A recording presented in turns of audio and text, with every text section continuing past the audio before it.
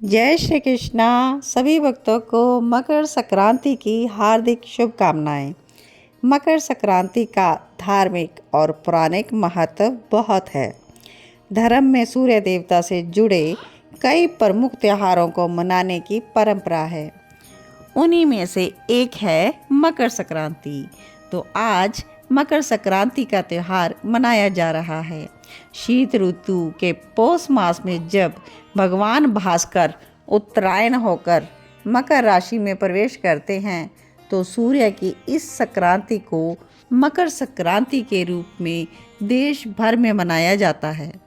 वैसे तो मकर संक्रांति हर साल 14 जनवरी को मनाई जाती है, लेकिन पिछले कुछ साल के गणनाओं में आए कुछ परिवर्तन के कारण इस साल मकर संक्रांति 15 जनवरी को मनाई जा रही है।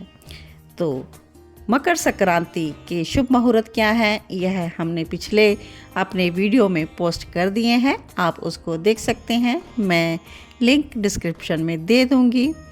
और आज हम जानेंगे कि मकर संक्रांति जो है इस दिन इतना खास महत्व इसका क्यों है, क्यों मनाई जाती है मकर संक्रांति। आज के वीडियो में आपको संपूर्ण जानकारी दी जाएगी कि मकर संक्रांति का इतना महत्व क्यों है।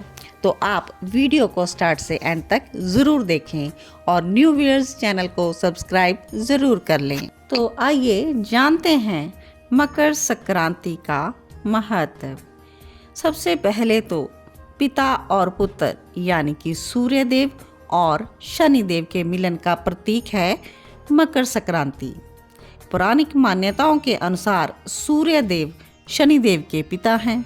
मकर संक्रांति के दिन सूर्य देव अपने पुत्र शनि के घर जाते हैं और जहां 1 महीने तक रहते हैं। शनि देव मकर और कुंभ राशि के स्वामी हैं। इस तरह से मकर संक्रांति पिता और पुत्र के मिलन के रूप में देखा जाता है। तो आइए जानते हैं मकर संक्रांति की पौराणिक कथा। श्रीमद् भागवत और देवी पुराण के मुताबिक शनि देव अपने पिता से वैर भाव रखते थे, क्योंकि सूर्य देव ने उनकी माता छाया को अपनी दूसरी पत्नी संज्ञा के पुत्र यमराज से भेदभाव करते देख लिया था। इस बात से नाराज होकर सूर्य देव ने संज्ञा और उनके पुत्र शनि को अपने से अलग कर दिया था। इससे शनि और छाया ने सूर्य देव को कुष्ठ रोग का छाप दे दिया था। पिता सूर्य देव को कुष्ठ रोग से पीड़ित देखकर यमराज काफी दुखी हुए। यमराज ने सूर्य देव को कुष्ठ रोग से मुक्त करवाने के लिए तपस्या की, लेकिन सूर्य ने क्रोधित होकर शनि महाराज के घर कुंभ, जिसे कि शनि की राशि कहा जाता है, उसे जला दिया। इससे शनि और उनकी माता छाया को कष्ट भोगना पड़ा।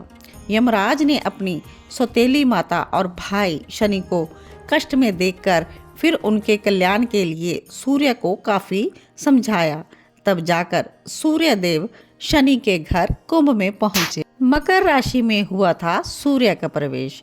कुंभ राशि में सब कुछ जला हुआ था।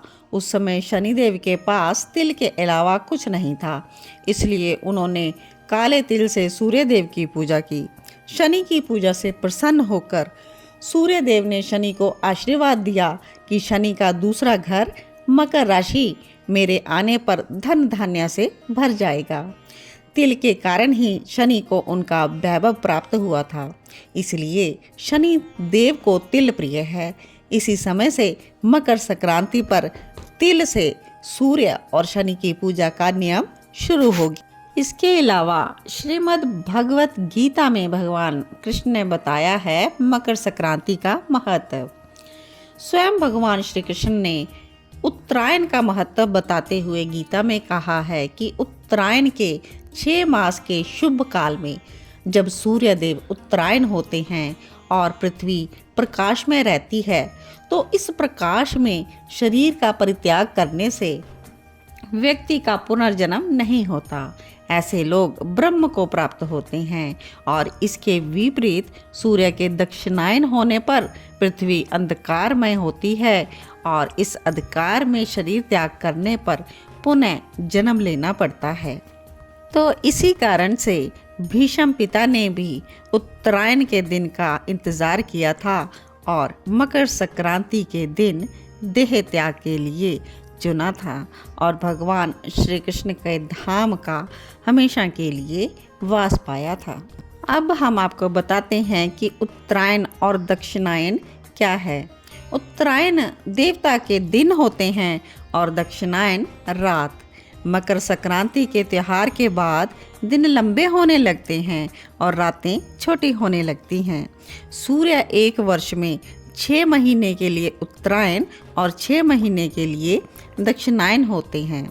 शास्त्रों के अनुसार उत्तरायण देवताओं का दिन और दक्षिणायन देवताओं की रात मानी जाती है। सूर्य जब दक्षिणायन में रहते हैं तो इस दौरान देवी देवताओं की रात्रि होती है और उत्तरायण के 6 महीने को देवताओं का दिन कहा जाता है। मकर संक्रांति पर पवित्र गंगा नदी का धरती पर अवतरण हुआ था। माँ गंगा पृथ्वी पर उतरी और आगे राजा भगीरथ और पीछे पीछे माँ गंगा माँ पृथ्वी पर बहने लगी। राजा भगीरथ माँ गंगा को लेकर कपिल मुनि के आश्रम तक लेकर आए, जहाँ पर माँ गंगा ने राजा सग्गर के 60,000 पुत्रों को मोक्ष प्रदान किया था। जिस दिन माँ गंगा ने राजा सग्गर के 60,000 पुत्रों को मोक्ष दिया, उस दिन मकर संक्रांति थी। वहाँ से माता गंगा आगे जाकर सागर में मिल गई। जहाँ वे मिलती हैं वह जगह गंगा सागर के नाम से प्रसिद्ध है। तो यह धार्मिक मान्यता है कि मकर संक्रांति को गंगा सागर या गंगा नदी में स्नान करने से मोक्ष की प्राप्ति होती है और हमारे जन्मों जन्मों के पाप धुल जाते हैं। तो इसीलिए मकर संक्रांति के दिन स्नान, ध्यान और दान का विशेष महत्व बताया गया है। पुराणों में मकर संक्रांति को देवताओं का दिन बताया गया है, तो इस दिन किया गया दान जो है 100 गुना होकर वापस लौटता है। तो इस दिन आप ऊनी कपड़े, कंबल, तिल और गुड़ से बने व्यंजन और खिचड़ी का दान करके सूर्य और शनिदेव की कृपा प्राप्त कर सकते हैं। मकर संक्रांति के दिन सूर्य उदय से पहले स्नान करके आप दान पुण्य का कार्य कर सकते हैं। ऐसा करने से 10,000 गोदान का फल प्राप्त होता है और दान करने से शुभ फलों की प्राप्ति होती है।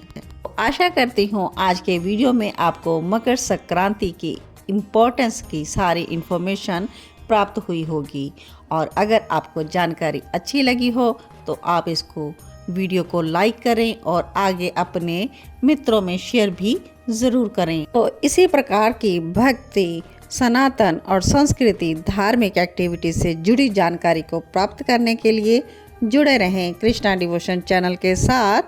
आप सभी को जय श्री कृष्णा, जय जय श्री राधे श्याम।